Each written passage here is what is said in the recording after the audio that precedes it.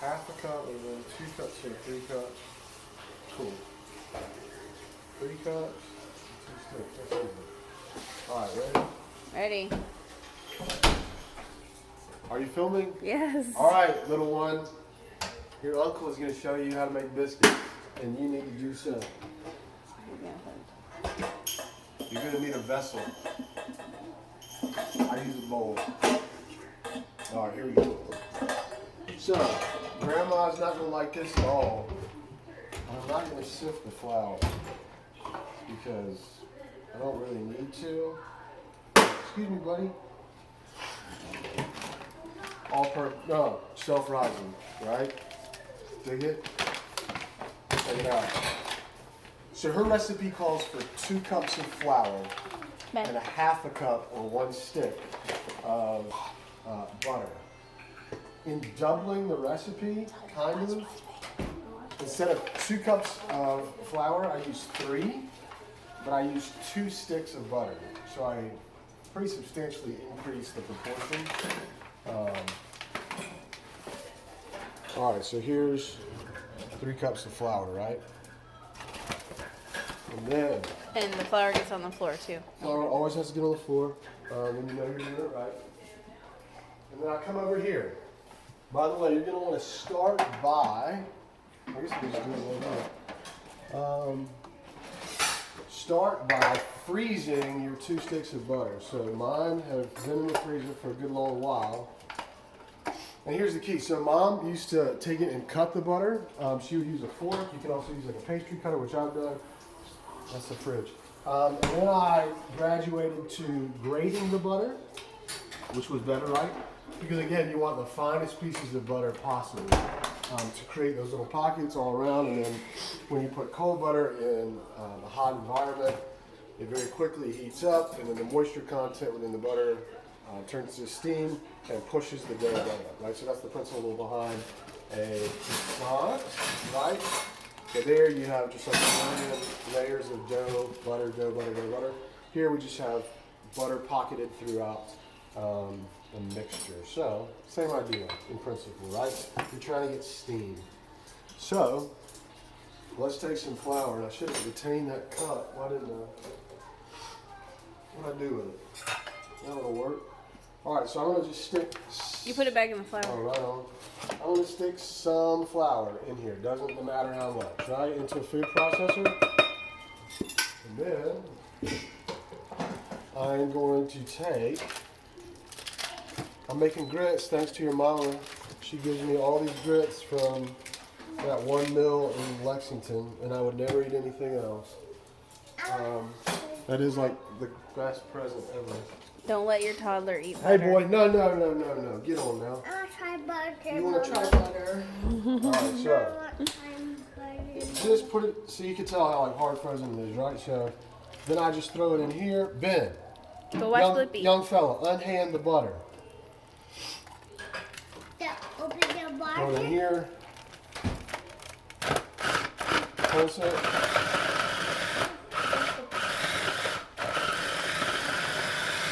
And pretty quickly, it turns into this like, I mean, it disappears into the butter, right? Into the flour. I mean, right, yeah, pardon. Into the flour. Where's that bowl? It's right here.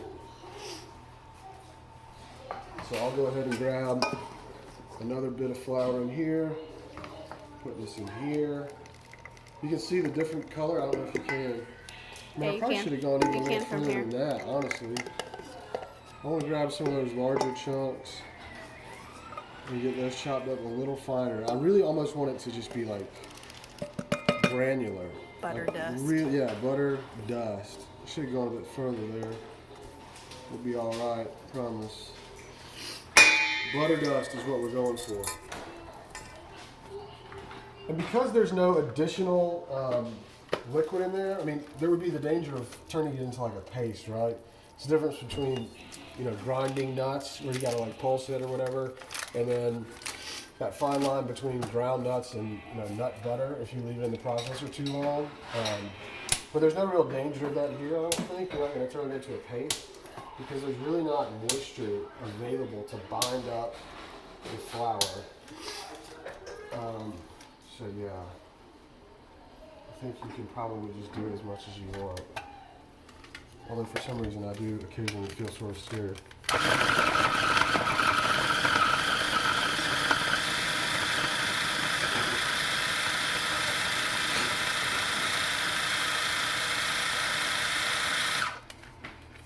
Yeah, I think so long as that butter stays cold, like it's not gonna bind up. But again, if you put like room temperature butter in there, you got paste and hardness. So you don't want that. Okay, yeah, that looks good.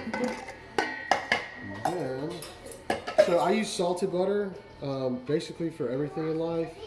I very rarely use unsalted butter for anything.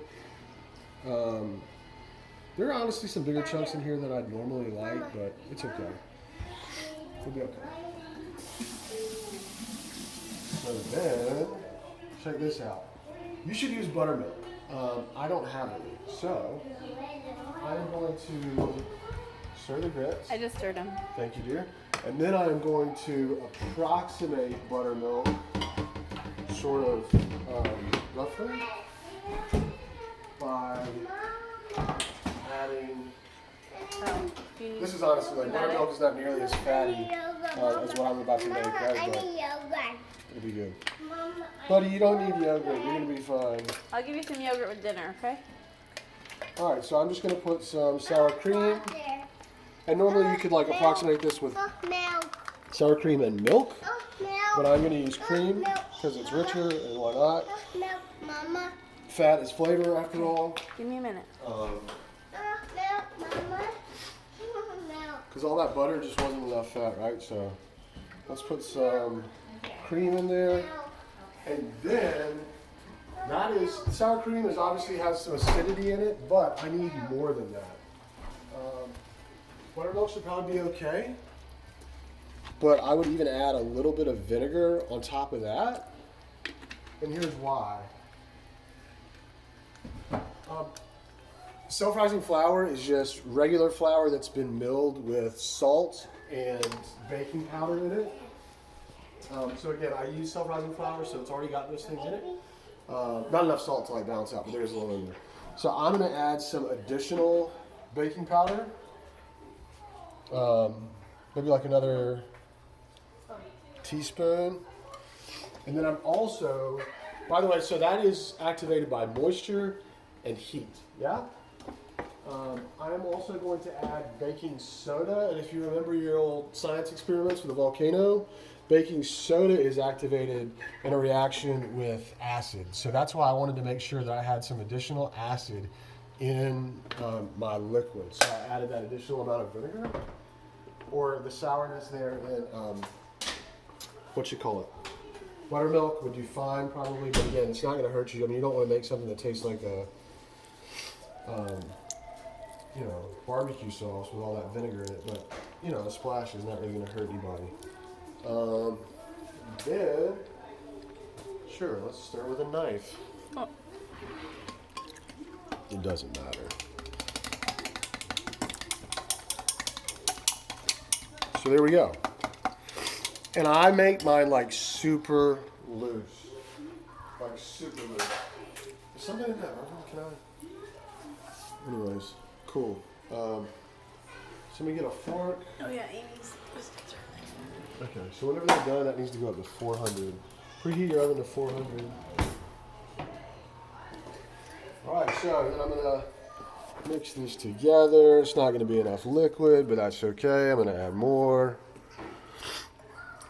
And now I can just do whatever I want, right? Because I got as much acid as I think I need in there, and the rest is just enough to like bind it, bring it together. You don't want to over stir these things.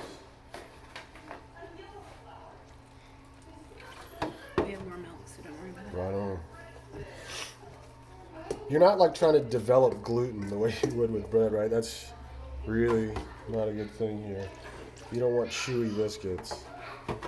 So just bring them together, right?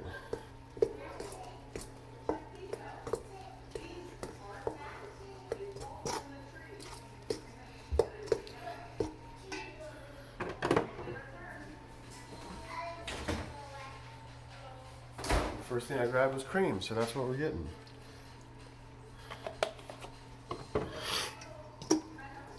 I'm not adding any salt, right, because I have salted butter. And that looks pretty wet, and it is, but stick with me, kid.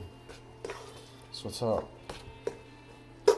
Alright, so to me, that's pretty legit right there. And they are going to be like super sloppy and kind of horrible to work with, but that's the prize, player. Alright, so I need a cookie sheet. I'm gonna take a pause.